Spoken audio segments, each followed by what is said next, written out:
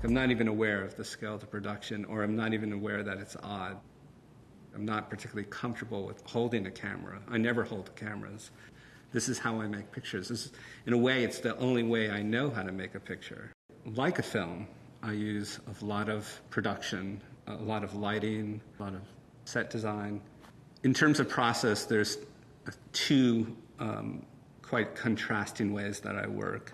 One is on location, and then the other is on a soundstage. When we work on location, I will drive around looking through neighborhoods, location scouting in a sense. We start to put together a lighting plan, and then the location manager has to start, working with the city, and this starts a whole long process. It's a very different process when we work on soundstage because I'm not really responding to a location. I'll start working with my art director, and then we'll start making sketches and then architectural drawings, and then we'll start building the sets, and then we'll have like 5 weeks on a soundstage, and we usually will make 5 or 6 pictures.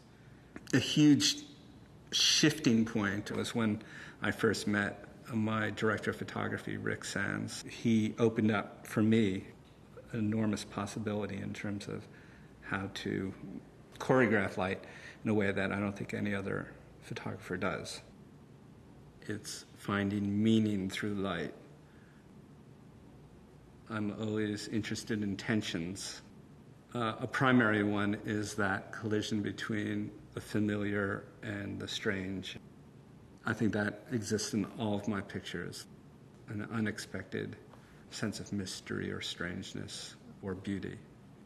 My interest in that tension comes out of a very particular place, and that's the fact that my father was a psychoanalyst. When I was young, his office was in the basement of our house.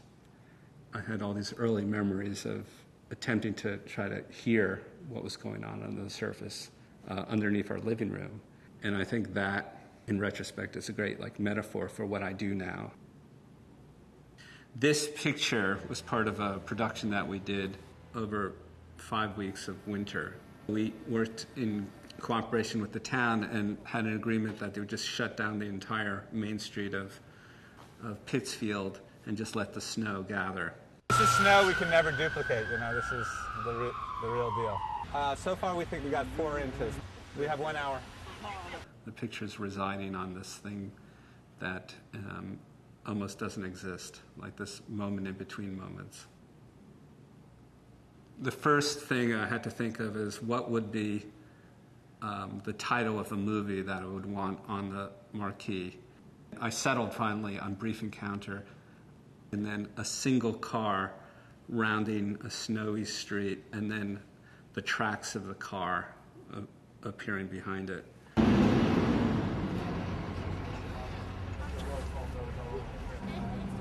I'll get rid of it in post.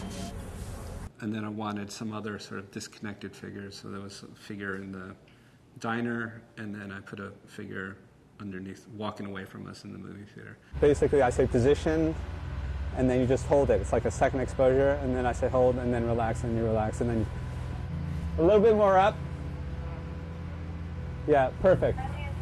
And I thought between that triad, I was hoping that there would be the suggestion of some kind of inverted narrative or something. Clear frame. Okay, here we go. Okay, position. And hold. Relax. I feel like I go through this enormous process to make a way of making a picture that feels distinct, that feels like it's from a particular world. There's problems and there's issues and then complications and then more problems and more issues, and then there's these moments of grace. There's these beautiful moments that for me make everything worth it.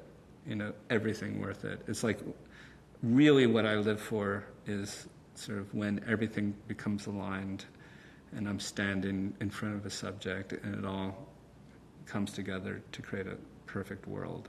And that's what it's all about for me. This is it. Susie, this is it. Final exposure. Position. And hold. And that is a wrap. Perfect photograph.